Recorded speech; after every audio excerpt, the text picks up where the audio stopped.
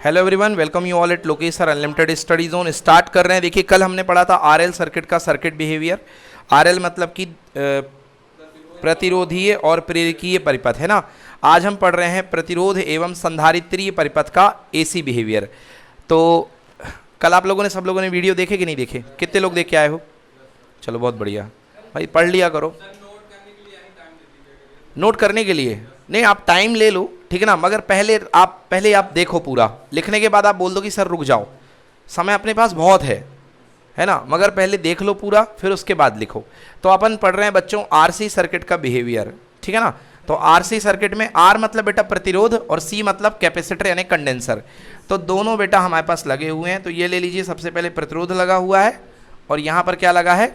Condenser लगा हुआ है, ठीक ना। और यहाँ पर प्रत्यावर्ती धारा है। प्रत्यावर्ती धारा का मान बदलती हुई धारा V बराबर V0 साइन ओमेगा टी। मान लीजिए किसी क्षण पर यह धारा कितनी है? I। किसी क्षण पर, समझ गए ना। तो किसी क्षण पर इस धारा को हम क्या फील करेंगे? कांस्टेंट। क्या फील करेंगे? हाँ या ना। किसी क्षण पर यह धारा जो है कांस्टेंट बिहेवियर में हमने I मान ली है। तो बेटा जब ये धारा यहाँ से जाएगी तो बताओ इसके ऊपर वोल्टेज विभव पतित होगा कि नहीं होगा? कितना होगा? VR। कितना होगा? और सबको पता है VR बराबर होता है I इंटू R। अच्छा ये बताओ इसका कुछ रेजिस्टेंस होता है कि नहीं होता? कितना होता है? XC। कितना होता है? तो XC से जब धारा निकलेगी तो इसके ऊपर विभव पतित होगा कि नहीं होगा? कितना होगा? VC बराबर कितना?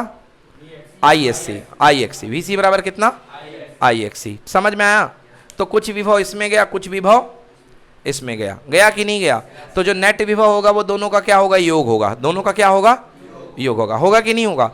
बट मैंने बताया था ये रियल होता है और ये कॉम्प्लेक्स होता है, हाँ या ना। ये रियल होता है, ये क्या होता है? कॉम्प्लेक्स। तो मैं लिख सकता हूँ कुल विभव आने वाला V बराबर है ना, कितना हो जाएगा भाई? VR प्लस J इंटू कितना? VC। J इंटू कितना? VC। अगर ये लाइन आपको समझ में नहीं आ रही तो चलते हैं फेजर डायग्राम की तरफ। किसकी तरफ? फेजर डायग्राम की तरफ। देखिए पूरे सर्किट में देखिए यहां पर जो है, यहां पर आपके पास जो पूरा सर्किट है, यहां पर आपके पास जो पूरा सर्किट है, इसमें पूरे सर्किट में करंट कांस्टेंट है। बताइए हाँ या ना। करंट क्या है? कांस्टेंट। मतलब करंट आप एक फेजर में बना लीजिए। तो ये आपने यहां पे करंट बना ली है। क्या बना ली है बच्चों? करंट बना ली है। बोलिए हाँ या ना। अब ये बताइए कि विभव जो गिरता है रेजिस्टेंस के ऊपर, वो करंट के साथ डांस करता है कि करंट के ऊपर डांस करता है या करंट के नीचे डांस करता है? करंट के साथ। मतलब जो विभव होता है रेजिस्टेंस के ऊपर वो सेम फेज में होता है, हाँ या ना। तो विभव VR मैंने सेम फेज में ले लिया कि नहीं ले लिया? इसको आप चाहे आगे ले लो चाहे पीछे ले लो, डायग्राम की शुद्धता के हिसाब से थोड़ा यहाँ ले लो, अच्छा बनेगा, है ना बेटा। बोलो हाँ या ना। हाँ ठीक है। अब बताइए ध्यान से कि यहाँ पर विभव किसका? कैपेसिटर का। किसका? कैपेसिटर का। किसका विभव? कैपेसिटर का विभव जो होता है करंट को लीड करता है कि लैग करता? मतलब अग्रगामी की पश्चगामी? विभव। हाँ वेरी गुड। करे विभव क्या होता है? अगर पढ़ के आए होगे तो समझ में आ रहा होगा, नहीं पढ़े हो तो डब्बा गोल। कल मैंने पढ़ाया था कि capacitor C for current, C for, तो करंट अग्रगामी हो गई मगर विभव क्या हो गया? तो भैया यहाँ पश्चगामी विभव ना 90 डिग्री पीछे। ये देखिए ये विभव बन गया क्या? 90 डिग्री। बोलो आया समझ में? अब ये रियल एक्सेस है तो रियल एक्सेस में VR मैंने यहाँ ले लिया, बोलो हाँ। और ये इमेजिनरी एक्सेस है, मैंने क्या ले लिया? VC, हाँ या ना। मगर यहाँ पे क्या आएगा? माइनस। क्या आएगा? माइनस, क्योंकि विभव कहाँ जा रहा है? नीचे जा रहा है। कहाँ जा रहा है? बोलो आ गया समझ में ना। अब इनको हम as a vector quantity feel करते हैं तो पैरेललोग्राम लॉ कहता है कि भैया पहले क्या बनाओ? एक समानांतर चतुर्भुज। क्या बनाए? समानांतर। और समानांतर चतुर्भुज में अगर ये VC है तो ये भी क्या होगा? और ये VR है तो ये भी क्या होगा? फिलहाल एक बनाइए पाइथागोरस थ्योरम से ट्रायंगल बनाइए और ये आ गया आपका नेट वोल्टेज। क्या आ गया आपका? Net voltage. ये आ गया V। क्या आ गया आपका? Net voltage V। परिणामी वोल्टेज V आ गया, जो परिणामी वोल्टेज इन दोनों के ऊपर आएगा। इन दोनों के ऊपर आने वाला परिणामी वोल्टेज। बोलो आया समझ में कि नहीं आया? बोलो क्लियर हुआ कि नहीं हुआ? हेलो, नहीं हुआ तो कहाँ से नहीं हुआ? एक मिनट बेटा VC की दिशा बताओ। लीड अग्रगामी की पश्चगामी? पश्चगामी के लिए VC कहाँ आएगा भैया? दो, जैसे दो कॉम्प्लेक्स नंबर है 3 + 4i और 3 - 4i। देखो भाई साहब 3 + 4i यहाँ पर बनेगा, x में 3 y में 4। बोलो हाँ। 3 + 4i और 3 - 4i नीचे बनेगा कि नहीं बनेगा? क्या बोलते थे? संयुग्मी। क्या बोलते थे? याद आ गया अब तो हाँ। तुम्हें कहाँ पर नहीं आया बताओ भाई, कहाँ प्रॉब्लम है? बोलो बोलो बोलो, एकदम क्लियर है? तुरंत रुका करो, स्टॉप सर हाथ उठा दिया करो, जैसे जूम में हाथ उठा देते हैं, गूगल मीट में। तो v बराबर हो गया अपने पास ये, बटो आ गया समझ में? तो बेटा v का परिमाण, v का परिमाण चाहे उससे देखो चाहे इससे देखो। हाँ भाई देखो, परपेंडिकुलर और बेस, बेस कितना अपने पास वी आर, और परपेंडिकुलर कितना है वी सी। तो भैया v का परिमाण बराबर अंडर रूट वी आर का स्क्वायर प्लस वी सी का, होगा कि नहीं होगा? तो v का परिमाण बराबर हो गया यहाँ से under root v r square plus v c का स्क्वायर। चलो देखते हैं कल कौन पढ़ करके आया है। हाँ बेटा, ओम के नियम से R और C लगे हैं तो क्या बनेगा? प्रतिरोध, प्रतिघात या प्रतिबाधा, क्या बनेगी? प्रतिबाधा। क्या बनेगी? बोलो, ओम का नियम क्या होता है? V बराबर आई आर। AC के लिए क्या होता है? V बराबर, कल बताया था। हाँ, V बराबर कितना? I Z. देखो पढ़ा करो भाई। तो यहाँ पे V बराबर कितना हो गया बेटा? I Z. देखो यहाँ पे अंडर रूट, यहाँ पे V बराबर कितना? I R. तो ये हो जाएगा आई स्क्वायर आर स्क्वायर, और ये हो गया आई स्क्वायर इंटू क्या? एक्सी का होल स्क्वायर। आया समझ में ना? तो यहाँ से आई कॉमन ले लिया, ये जेड है बेटा, यहाँ से आई कॉमन आ गया, बोलो हाँ। ब्रैकेट में आ गया कितना? आर स्क्वायर प्लस एक्सी का, आई से आई क्या हो गया? नेट प्रतिबाधा आ चुकी है सर्किट की, कुल प्रतिबाधा बराबर under root R square plus XC का परिणामी प्रतिबाधा। आई बात समझ में ना? परिणामी प्रतिबाधा। कोई दिक्कत? अगर कोई बोले कि आपको प्रतिबाधा का ट्रायंगल बनाओ तो भी बना सकते हो। ध्यान से देख लो बेटा प्रतिबाधा का ट्रायंगल। हाँ, वोल्टेज के सेम फेज में करंट जा रही थी वी आर, तो यहां पर क्या बनेगा? आर। क्या बनेगा? और यहां पर क्या बनेगा? एक्सी। तो जेड बराबर निकलेगा under root R square plus XC का स्क्वायर। इसको बोलते हैं प्रतिबाधा त्रिभुज। क्या बोलते हैं? इंपीडेंस ट्रायंगल इंग्लिश में बोलते हैं, इसको बोलते हैं प्रतिबाधा त्रिभुज। अरे वही है, आर और एक्सी को R square plus XC square. बोलो यस और नो? कोई दिक्कत? कोई दिक्कत? चलिए, ये अपने पास आ चुका है। अब देखिए भाई साहब, अब ये बताओ मुझे कि यहां पर जो नेट वोल्टेज है, यहां पर जो नेट वोल्टेज है वो ओमेगा टी फेज से नीचे की तरफ है कि ऊपर की तरफ है? यहां पर जो नेट फेज है, नेट वोल्टेज जो है वो ओमेगा टी से ऊपर की तरफ है कि नीचे की तरफ है? ऊपर की तरफ है कि नीचे की तरफ है? नीचे की तरफ है। मतलब परिणामी वोल्टेज क्या कर रहा है? अग्रगामी की पश्चगामी? परिणामी वोल्टेज क्या है? काय से? करंट से। काय से? धारा से। हाँ या ना? परिणामी वोल्टेज जो है वो धारा से क्या बन रहा है? पश्चगामी। हाँ या ना? कितने डिग्री पश्चगामी? गलत, फाई बोला। जिसने फाई बोला सही बोला। पता नहीं कहाँ 90 होता तो ये नहीं हो जाता बेटा, 90 होता तो ये हो जाता। हाँ या ना? हाँ, क्लियर हुआ ना? तो परिणामी वोल्टेज जो है 5 डिग्री क्या है? पश्चगामी। क्लियर हुआ? तो अपन को अब निकालना पड़ेगा फाई यानी कला कोण। क्या निकालना पड़ेगा? कला कोण। यहाँ पे वोल्टेज पीछे चल रहा है और करंट क्या चल रही है? आगे। वोल्टेज पीछे है, करंट आगे है, और कितने एंगल से वोल्टेज पीछे चल रहा है? फाई से। तो आओ सबसे पहले निकाल लेते हैं कला कोण फाई। समझ गए ना? तो tan phi equal to perpendicular बोलो कितना? अपॉन बेस कितना? V R. वी सी बराबर कितना? आई इंटू एक्सी, और आई इंटू कितना? आई से आई कैंसिल। तो भैया टेन फाई बराबर एक्सी अपॉन कितना? तो फाई बराबर टेन इनवर्स एक्सी अपॉन कितना? नोट कर लो, आ गया है अपना फाई, है ना? Tan inverse XC upon R. अब बस लास्ट का 1 सेकेंड दे दो और आंसर देखो। बेटा ये बता, यहां पर अब जो वोल्टेज का समीकरण बनेगा V बराबर V0 sine omega t minus phi, क्योंकि वोल्टेज जो है फाई एंगल से लैग कर रहा है, तो V equal to V0 sine omega t minus phi. Note करिए। तो ये आपके पास फाइनली वोल्टेज का समीकरण बन गया। Okay, done. अब आराम से नोट करो और कहीं पर डाउट तो पूछो। आरसी सर्किट का इस एनालिसिस कर रहे हैं कि आरसी सर्किट जो है प्रत्यावर्ती धारा में कैसे बिहेव करेगा। प्रतिरोधीय संधारित्रीय परिपथ का, है ना, एसी विश्लेषण। कौन सा विश्लेषण? एसी या प्रत्यावर्ती विश्लेषण। हाँ बेटा, अब लास्ट सर्किट बचा है मित्रों हमारे पास में एलसीआर। क्या बचा है? लिखिए, प्रश्न लिखिए। एलसीआर परिपथ में प्रतिबाधा के लिए सूत्र ज्ञात कीजिए।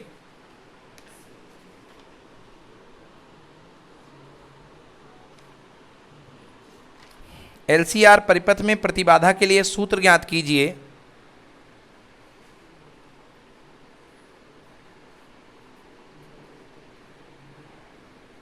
एवं किस स्थिति में बहने वाली धारा अधिकतम होगी।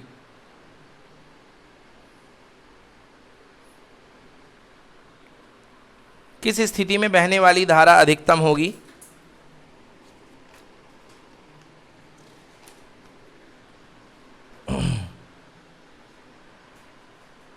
अनुनादी विद्युत परिपथ किसे कहते हैं।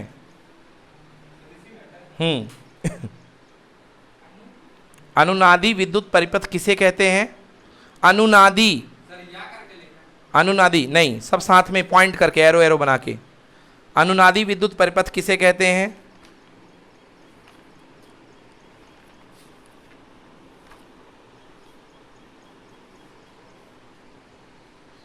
अनुनादी आवृत्ति हेतु व्यंजक स्थापित कीजिए।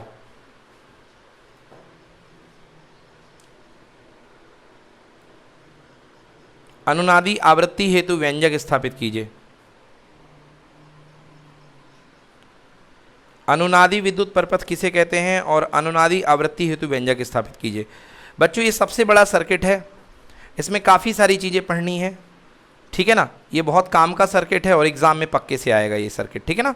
तो अपन पढ़ने जा रहे हैं LCR सर्किट या RLC कह लो, ठीक है ना। तो आइए देखते हैं, वही सिस्टम है, हमारे पास एक सर्किट है बेटा। ये क्या लगाया अपन ने L, ये क्या लगाया अपन ने C, और ये क्या लगाया अपन ने R। या कई जगह RLC लगा देते हैं, LCR कुछ भी कहीं भी लगा दो, कोई फर्क नहीं पड़ता है। और यहाँ पर इसके बाद में देखिए, यहाँ पर आपने प्रत्यावर्ती धारा लगा दी है, प्रत्यावर्ती धारा लगा दी है। V बराबर V0 साइन ओमेगा टी। तात्क्षणिक धारा कितनी है बेटा I, हाँ या ना। इसके ऊपर वोल्टेज गिरेगा मिश्रा जी कि नहीं गिरेगा, बोलो मिश्रा जी, गिरेगा कि नहीं गिरेगा। VL। इसके ऊपर कितना गिरेगा बेटा VC, और इसके ऊपर कितना गिरेगा VR। अब आप पढ़ के आए हुए हैं तो मुझे बताएंगे VL का मान कितना होगा। कोई नहीं बताएगा, मिश्रा जी बताएंगे। हाँ हाँ, दिमाग पे जोर डाला, बहुत बढ़िया। इसका बता दे बेटा।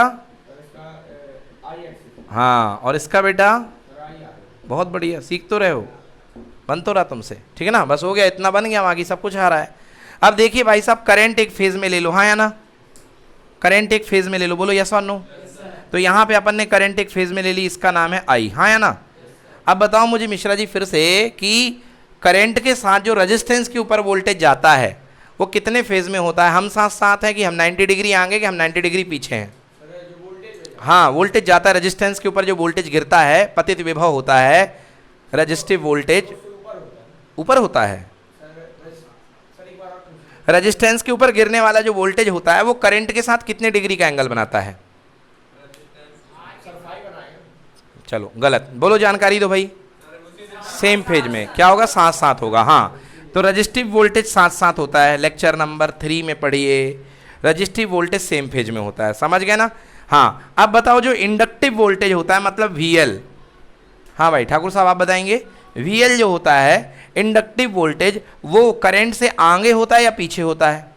हाँ, VL करंट से पीछे होता है। हाँ भाई तुम बताओ, इंडक्टिव वोल्टेज करंट से आगे या पीछे। इंडक्टर का आगे। इंडक्टर का कहाँ होता है, आगे। तो बेटा इंडक्टर का वोल्टेज 90 डिग्री आगे, बोलो हाँ या ना। VL कितना हो गया, अग्रगामी, वही आगे यानी अग्रगामी। हाँ, और कैपेसिटर का वोल्टेज कहाँ होता है, पश्चगामी, पीछे की तरफ, बोलो हाँ या ना। तो ये पीछे की तरफ, बोलो आ गया समझ में। बोलो डायग्राम क्लियर है, फेजर डायग्राम क्लियर है।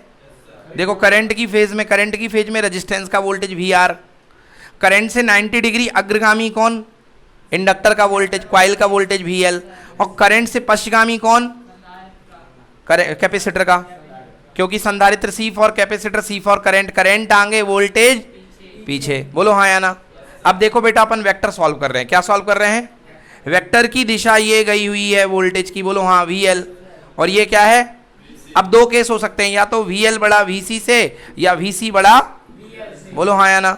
अगर मान लो ऊपर 10 न्यूटन का बल लग रहा है, नीचे 5 न्यूटन का बल लगेगा, तो इस दिशा का परिणामी बल किधर कितना लगेगा, ऊपर की ओर कितने का, मतलब क्या कर दिया तुमने 10 माइनस 5। और अगर नीचे 10 का लगेगा और ऊपर 5 का लगेगा तो बोलो नीचे कितना लगेगा परिणामी, 5 का, और कहाँ लगेगा, नीचे। समझ में आया?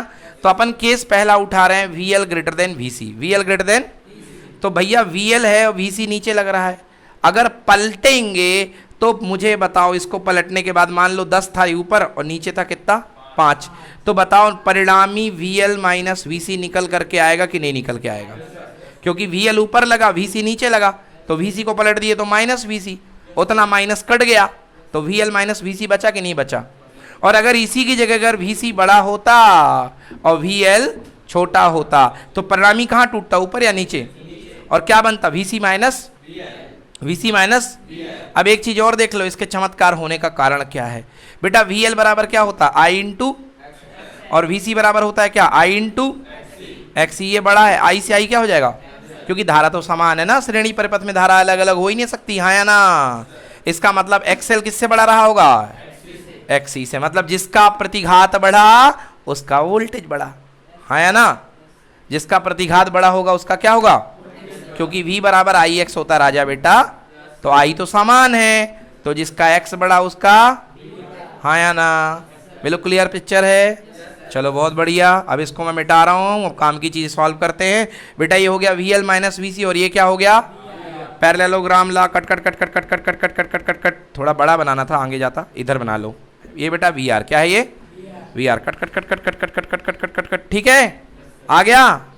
तो भैया हम लिखेंगे परिणामी वोल्टेज, परिणामी वोल्टेज आने बराबर बराबर, बोलो देखो भैया, VR बोलो एक्स एक्सिस में है, प्लस J क्या, VL माइनस VC होगा बेटा। ये मैं बस आपको बता रहा हूं, ये आपको कहीं भी पूछा नहीं जाएगा, समझ में आया ना? ये इसका कौन सा रूप है, कॉम्प्लेक्स रूप है। कौन सा रूप है, हाँ बेटा। एक्स अक्ष में कौन है, VR, वाई अक्ष में कौन है, तो अगर ये VL माइनस VC है तो ये भी कितना होगा, कॉम्प्लेक्स नंबर में ये x होता और ये y होता, तो मैं क्या x प्लस आयोटा y लिखता, तो यहाँ पर VR plus J VL minus VC लिख पाऊंगा, क्योंकि ये x है और ये क्या है, बोलो आ गया समझ में?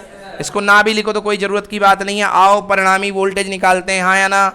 कौन सी थ्योरम से, पाइथागोरस थ्योरम से। तो पाइथागोरस थ्योरम से जो V का स्क्वायर आएगा, परिणामी वोल्टेज V का स्क्वायर बराबर क्या आएगा, बोलो VR का square plus VL minus VC का, हाँ या ना? इस बार थोड़ा दूसरे तरीके से करते हैं। V बराबर होता है IZ, क्या होता है, इस बार रूट नहीं लेते हैं ना, इस बार सीधे सीधे स्क्वायर से स्क्वायर काट देंगे, बात बराबर है। तो V बराबर क्या होगा, IZ का स्क्वायर, ये क्या होगा बोलो, IR का स्क्वायर, प्लस ये IXL होगा कि नहीं होगा, ये IXC होगा कि नहीं होगा, का क्या, यहाँ से I स्क्वायर कॉमन ले लिया, Z स्क्वायर बचा, I स्क्वायर यहाँ से कॉमन ले लिया, बोलो ब्रैकेट में क्या बचा, R स्क्वायर, I कॉमन निकलेंगे बाहर, क्या बनेगा, तो अंदर खोपचे में क्या बनेगा, माइनस XC का, I से I क्या हो गया, Z स्क्वायर बराबर R square plus XL minus XC का, तो Z बराबर नेट प्रतिबाधा बराबर कुल प्रतिबाधा बराबर R square plus XL minus XC का। समझ में आया? चलो छाप लो। किसको, अच्छा इसको कैसे कॉमन निकाला, चलो देखो देखो भाई साहब, I स्क्वायर में I पहले बाहर आया, बोलो हाँ। अब इससे I अकेले बाहर निकालोगे तो बाहर क्या बन के निकलेगा, क्योंकि बाहर स्क्वायर लगा है ना, अंदर से तो I निकाला मगर ब्रैकेट के बाहर क्या आएगा, तो भाई I स्क्वायर मैंने पूरा ले लिया कॉमन। बोलो समझ में आया कि नहीं आया? ये आ गया नेट प्रतिरोध, क्या आ गया, सॉरी प्रतिबाधा, क्या आ गई, आ गई प्रतिबाधा, आ गई कि नहीं आई? अब देखो भैया एंगल ऑफ फेज कितना मान लो, फाई, कितना मान लो, एंगल ऑफ फेज अपन ने मान लिया क्या, फाई। चलिए एंगल ऑफ फेज निकालते हैं, तो tan फाई बराबर, अच्छा इसको और ज्यादा सिंप्लीफाई कर सकते हो बेटा करना चाहो तो, Z बराबर under root R square plus XL क्या है, XC क्या है, का क्या हो गया, तो Z का एक फॉर्मूला ये भी आपको मिलता रहेगा बीच बीच में, समझ में आया? अब चलते हैं अपन एंगल ऑफ फेज की तरफ। एंगल ऑफ फेज कितना, tan phi equal to perpendicular upon, perpendicular कौन है, VL माइनस, और बेस क्या है, बेस क्या है, अब VL माइनस VC को क्या मैं IXL माइनस IXC लिख सकता हूँ, I कॉमन ले लिया, नीचे IR लिख दिया, I से I, खोपचे में क्या बच गया, XL माइनस XC अपॉन, ये आ गया angle of phase tan phi. समझ में आया? फाई उधर जाएगा तो इनवर्स में चला जाएगा। चलो पहले इतना छाप लो, फिर इसके बाद देखते हैं। हाँ बोल देते हैं। देखिए पहली सिचुएशन यहां पर हमने VL ग्रेटर देन VC की ली है, इसलिए इंडक्टिव वोल्टेज बड़ा है और कैपेसिटिव वोल्टेज छोटा है। तो किसका पहुआ चलेगा सर्किट में? इंडक्टर का। किसका पहुआ चलेगा? तो किसकी दादागिरी चलेगी? इंडक्टर की। समझ में आ गया? तो ये इसलिए सर्किट अपना किसका काम करेगा? एक तरीके से इंडक्टिव का। हाँ चलो चलिए देखिए बच्चों, तो ये हमने 10 फाई यहाँ पर निकाल दिया है, ध्यान देंगे प्लीज। देखिए 10 फाई हमने यहाँ पर निकाल दिया है। 10 फाई को थोड़ा और ज़्यादा अगर हम सॉल्व करें तो XL बराबर कितना होता है बच्चों? Omega L। और XC कितना होता है? 1/ओमेगा C होल डिवाइड बाई कितना? तो 10 फाई का फॉर्मूला ये आता है, फाई को इधर ले जाओगे तो ज़्यादा ज़्यादा 10 इनवर्स में चला जाएगा। तो यदि इसको 10 इनवर्स बन जाएगा XL माइनस XC/R। नोट कर लें ये दो लाइन भी, ठीक है। तो मैंने आपको वोल्टेज बता दिया परिणामी, मैंने आपको परिणामी प्रतिबाधा बता दी, मैंने आपको एंगल ऑफ फेज बता दिया।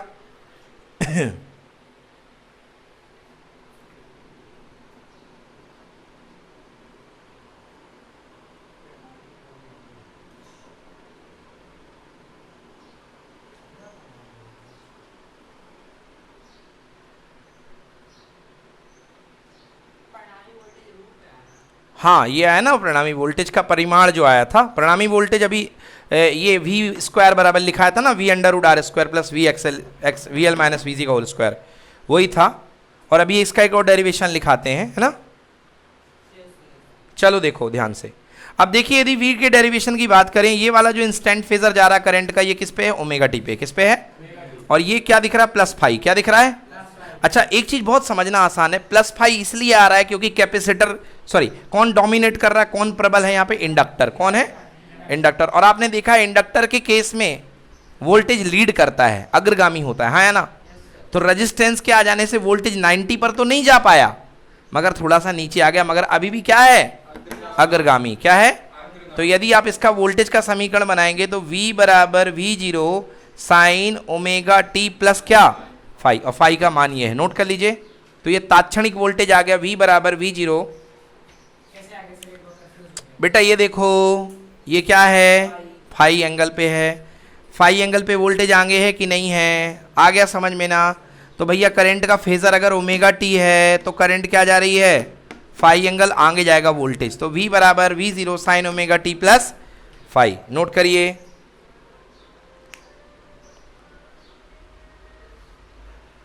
डन। ओके। हाँ तात्क्षणिक वेग नहीं बेटा, तात्क्षणिक वोल्टेज, तात्क्षणिक वोल्टेज, तात्क्षणिक विभव, विभवांतर। हाँ अब देखिए मैं निकालता हूं शिखर धारा। क्या निकालता हूं? शिखर धारा। तो देखिए आप लोग सब लोग जानते हैं कि I बराबर होता है V/Z। बोलिए हाँ है ना। शिखर धारा को अपन क्या बोलते हैं? I0। I0 बराबर कितना हो जाएगा? V0 अपॉन, क्योंकि सबको ही को पता है जिस समय वोल्टेज अधिकतम होगा उस समय धारा अधिकतम होगी, इसमें कोई नई बात तो है ना। चलो भैया तो V0 और Z का मान बच्चों आप सब लोगों ने निकाल रखा है √R² plus XL minus XC का। छाप लें बेटा इसको, ये हो गई शिखर धारा। ज़्यादा ज़्यादा XL की जगह ओमेगा L और XC की जगह 1/ओमेगा C भी करके निकाल सकते हैं।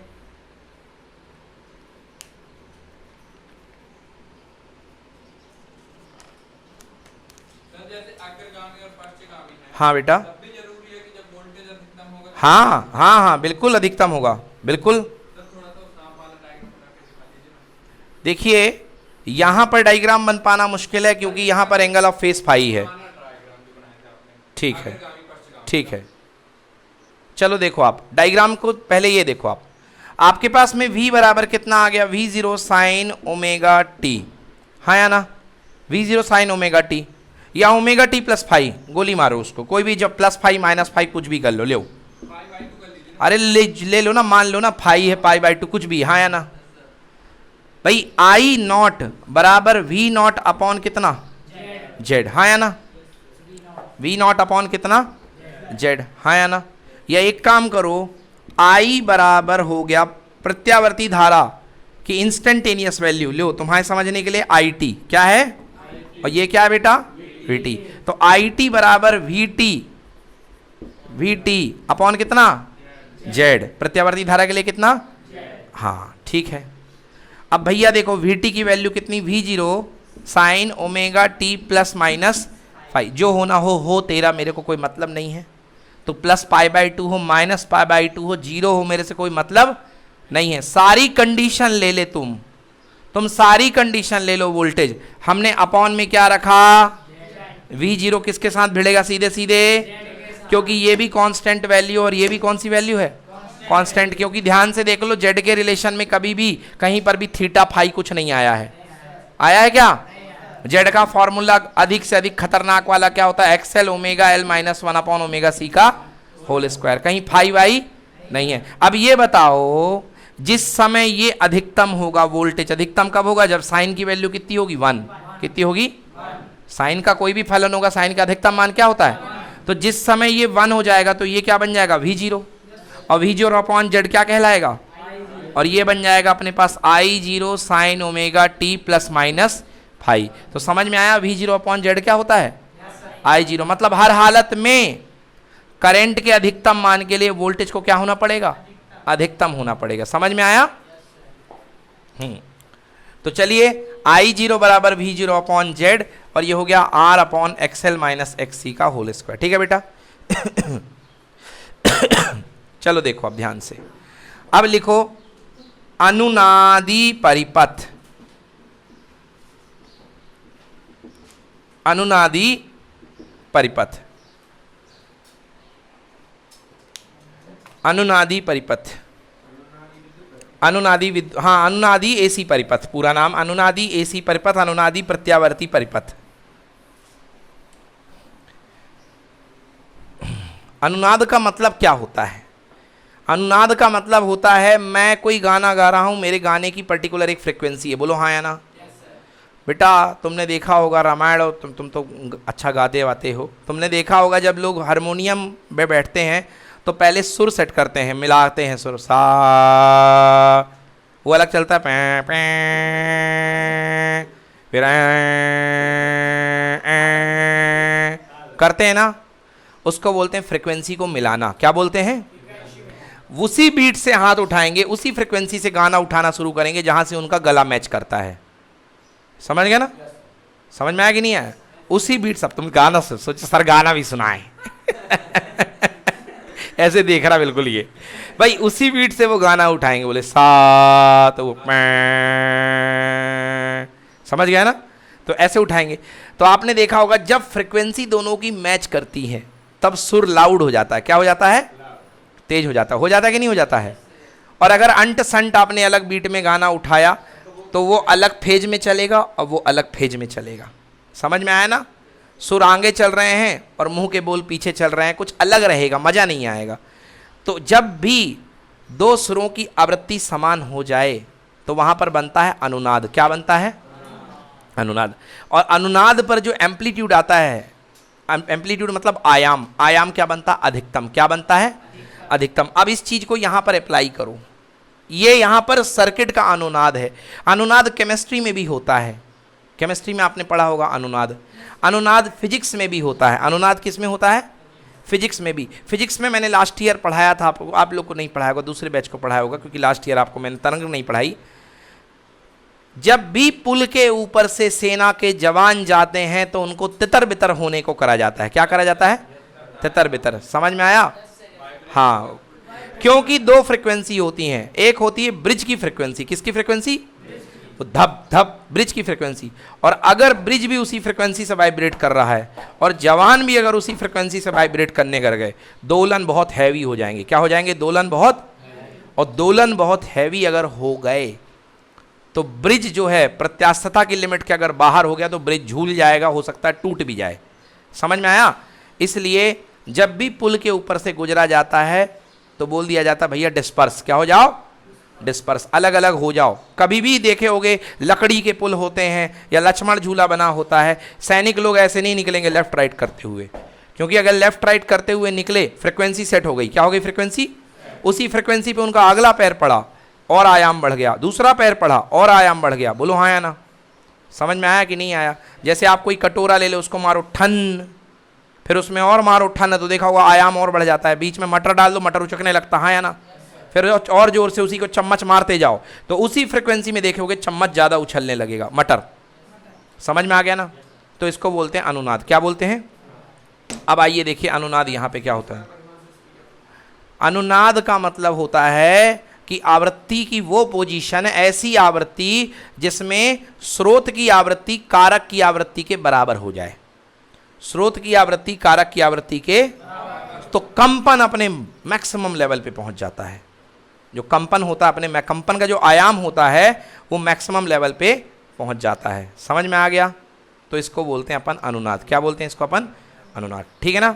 चलो देखो बेटा, तो अनुनाद करने के लिए बेटा ध्यान से देखो, यहाँ आपने देखा है कि जो धारा का मान आया बेटा, देखो अधिकतम धारा कितनी आई, I0 बराबर V0 upon R square plus XL minus XC का होल स्क्वायर। बड़ा बेहतरीन पॉइंट बता रहा हूँ, बड़े मजे से समझ में आएगा, देखना। V0 upon R square plus XL minus XC का होल स्क्वायर।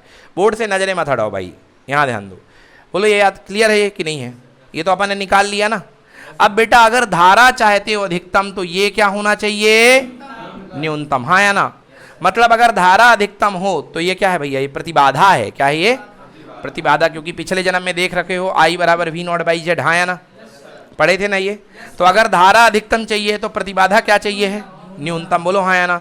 अब बड़े गौर से दर्शन करो प्रतिबाधा के, R square plus XL minus XC का होल स्क्वायर, और उसी से पूछो कि जनाब आप न्यूनतम कब होंगे? तो बोला देखो भैया तुमने R लगाया है तो R तो जिंदा बचेगा क्योंकि सर्किट में तुमने खुद ही प्रतिरोध लगाया है। बोलो हाँ। हाँ, एक कंडीशन हो सकती है कि ये दोनों लड़ मरे। क्या हो जाए? दोनों, मतलब XL और XC दोनों क्या ले लो? बराबर। हाँ या ना? XL और XC आपने दोनों बराबर ले लिया तो जितना वोल्टेज VL में गिर गया उतना वोल्टेज किस में गिर गया? VC में। क्योंकि VL बराबर होता है IXL और VC बराबर कितना होता है? तो भैया जब XL और XC बराबर है तो धारा का गुणन करने पर भी जो वोल्टेज मिलेगा दोनों क्या होंगे? और दोनों एक दूसरे को क्या कर देंगे? कैंसिल। हाँ या ना? तो XL अगर XC के बराबर हो गया तो ये वाला पॉइंट कितना मिलेगा? 0। कितना मिलेगा? तो बताओ Z बराबर अंडर रूट केवल क्या बनेगा? और Z रूट का R कितना आएगा? R। मतलब ये दोनों जब लड़ मरे तो परिपथ में भले ही आप R लगाए हो, L लगाए हो, C लगाए हो, मगर इन दोनों के प्रभाव आपस में एक दूसरे को क्या कर दिया? कैंसिल। और परिपथ पूर्ण रूप से शुद्ध प्रतिरोधीय परिपथ का काम करेगा। किसका काम करेगा? क्योंकि फीलिंग को पकड़ो, ये XL और XC दोनों लड़ मरे 0 हो गए तो Z बराबर क्या बना? Under root R square. मतलब कितना? R। मतलब प्योर सर्किट का जो रेजिस्टेंस आ रहा है, प्योर सर्किट का जो प्रतिघात आ रहा है, प्रतिबाधा आ रही है, वो किसके बराबर आ रही है? R के बराबर। किसके बराबर? और इस समय जो धारा निकलेगी I0 बराबर, बल्कि मैं कहूंगा I0 मैक्स, I0 बराबर कितना होगा? V0/R। होगा कि नहीं होगी? इसे बोलते हैं अनुनादी धारा। क्या बोलते हैं? बोलो आ गया समझ में ना? तो ये कहलाती है अनुनादी धारा और ये कंडीशन कहलाती है अनुनाद की स्थिति। क्या कहलाती है? की स्थिति या अनुनाद की शर्त। तो बच्चों आपसे पूछा जाए कि अनुनाद की शर्त क्या है, तो अनुनाद की शर्त है XL बराबर XC। XL बराबर, समझ में आया? XL बराबर जिस समय XC हो जाएगा मतलब कि प्रतिघात दोनों के बराबर हो जाएंगे, प्रेरक के और किसके? संधारित्र के। दोनों के प्रतिघात बराबर हो जाएंगे तो उस समय XL माइनस XC बराबर 0 हो जाएगा और करंट अधिकतम हो जाएगी। करंट कितनी हो जाएगी? और वो धारा कहलाएगी अनुनादी धारा। क्या कहलाएगी? समझ में आ गया कि नहीं आया? चलो जल्दी से छापो इसको। फिर एक लाइन और बची जिसका नाम है अनुनादी आवृत्ति। फिनिश करते हैं। ये हो गई अनुनादी धारा।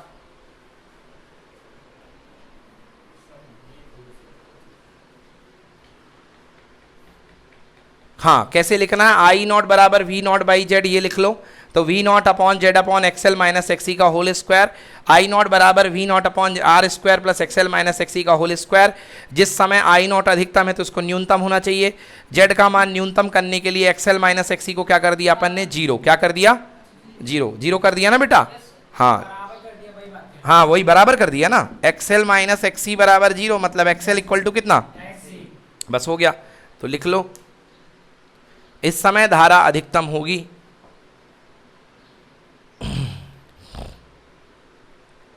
और यहां VL और VC कैंसिल हो जाएंगे।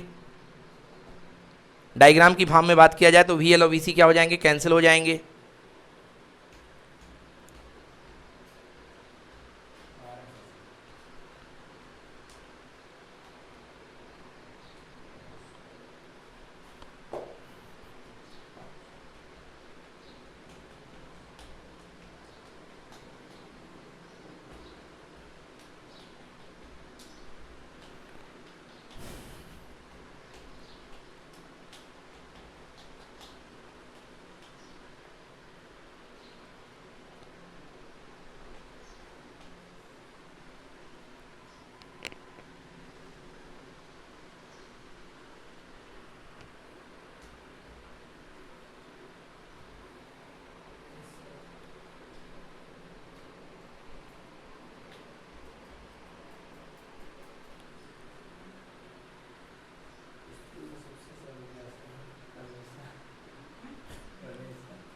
क्लियर हो गया?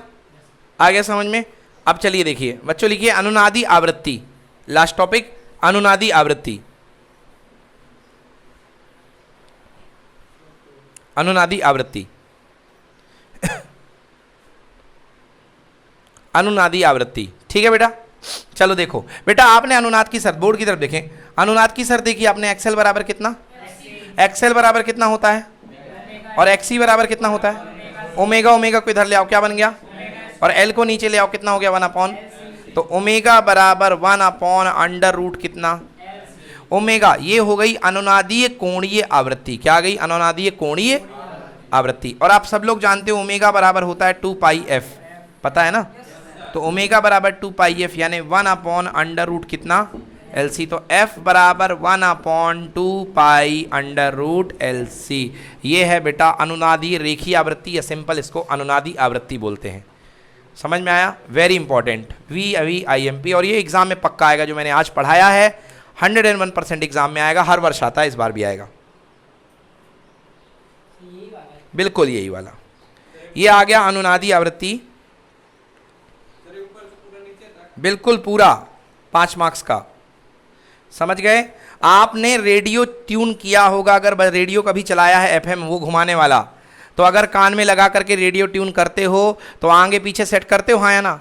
फिर एक पॉइंट पर लेकर के आते हो, तो जिस आवृत्ति पर रेडियो ट्यून होता है उसी आवृत्ति को बोलते हैं अनुनादी आवृत्ति। समझ में आया?